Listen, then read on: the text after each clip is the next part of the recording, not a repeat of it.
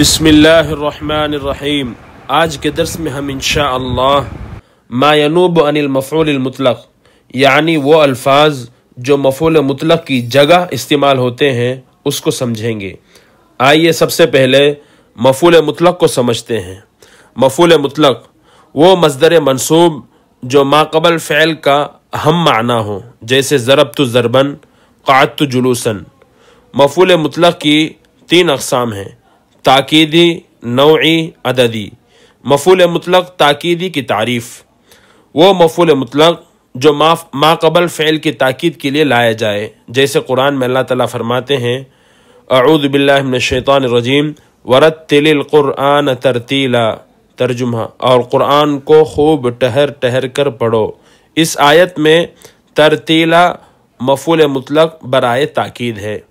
Number 2، مفعول مطلق نوعی کی تعریف: وہ مفعول مطلق جو ما قبل فعل کی حالت و نوعیت بیان کرنے کے لیے لایا جائے، جیسے جلستو جلست القاری، میں قاری کے بیٹھنے کی طرح بیٹھا۔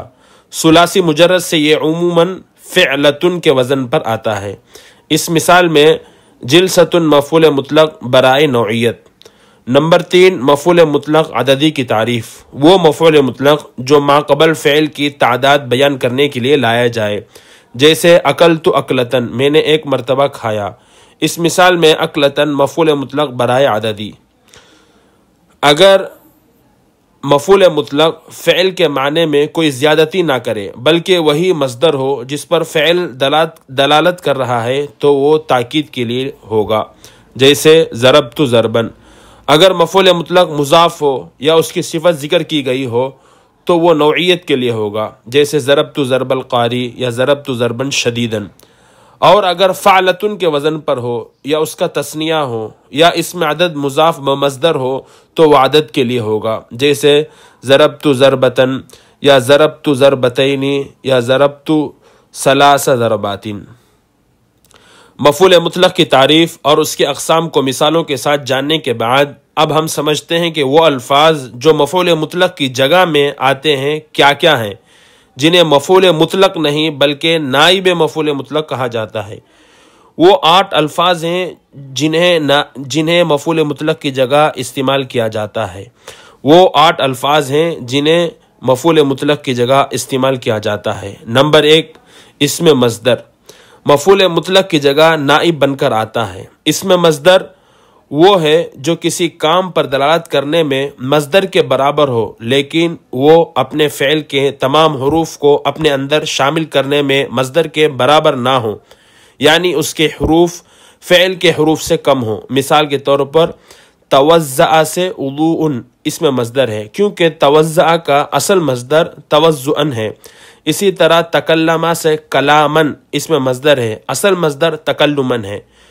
جو کسی کام پر دلالت کرنے میں مصدر کے برابر ہو لیکن وہ اپنے فعل کے تمام حروف کو اپنے اندر شامل کرنے میں مصدر کے برابر نہیں، یعنی اس کے حروف فعل کے حروف سے کم ہو، اس کو اسم مصدر کہتے ہیں، نہ کہ مصدر۔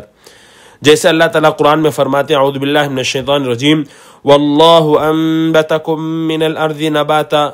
نباتن یہاں انبتا کا اسم مصدر ہے نہ کہ مصدر، کیونکہ انبتا کا مصدر انبات آتا ہے، یہ مصدر کی جگہ استعمال ہوا ہے، اس لیے ہم اس کو نائب مفعول مطلق کہیں گے نہ کہ مفعول مطلق۔ نمبر 2، مرادف المصدر، یعنی وہ الفاظ جو مصدر کے مرادف ہو، جیسے اللہ تعالیٰ قرآن میں فرماتے ہیں اعوذ باللہ من الشیطان الرجیم فمہل الکافرین امہلہم رویدا، ترجمہ، سو ڈھیل دے منکروں کو، ڈھیل دے ان کو تھوڑے دنوں۔ رویدن یعنی آہستہ آہستہ، یہ امہال کا مترادف ہے، لہٰذا یہ بھی نائب مفعول مطلق کہلائے گا۔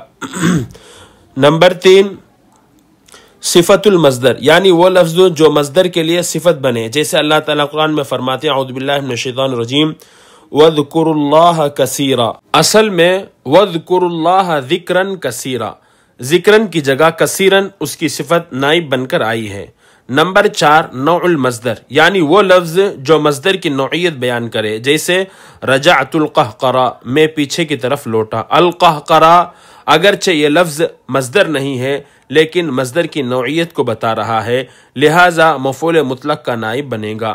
نمبر 5، عدد المصدر، یعنی وہ جو مصدر کی عدد کو بیان کرے، جیسے قرأت الکتاب ثلاثاً، میں 3 مرتبہ پڑھا، یہ ثلاثاً مفعول مطلق کی جگہ استعمال ہوا ہے اور اس کا نائب فاعل بنا ہے۔ نمبر 6، آلۃ المصدر، جیسے ضربتہ صوتاً، میں نے اسے کوڑے سے مارا، صوتاً یعنی آلۂ ضرب نائب مفعول مطلق ہے، اصل میں ضربتہ ضرباً صوتاً۔ نمبر 7، اسم اشارہ مفعول مطلق کا نائب بنتا ہے، جیسے اتفعل ذلک الفعل، کیا تم وہی کام کرو گے، ذالک یہ اسم اشارہ مفعول مطلق کی جگہ استعمال ہوا ہے۔ نمبر 8، بعض الفاظ جیسے کامل، کل، بعض، عامۃ، نصف، شطر، یہ سب مفعول مطلق کی جگہ آتے ہیں بشرطے کہ اصل مصدر محذوف ہو، جیسے قرآن میں اللہ تعالیٰ فرماتے ہیں اعوذ باللہ من الشیطان الرجیم فلا تمیلوا کل المیل، یہاں لفظ کل مفعول مطلق کی جگہ استعمال ہوا ہے۔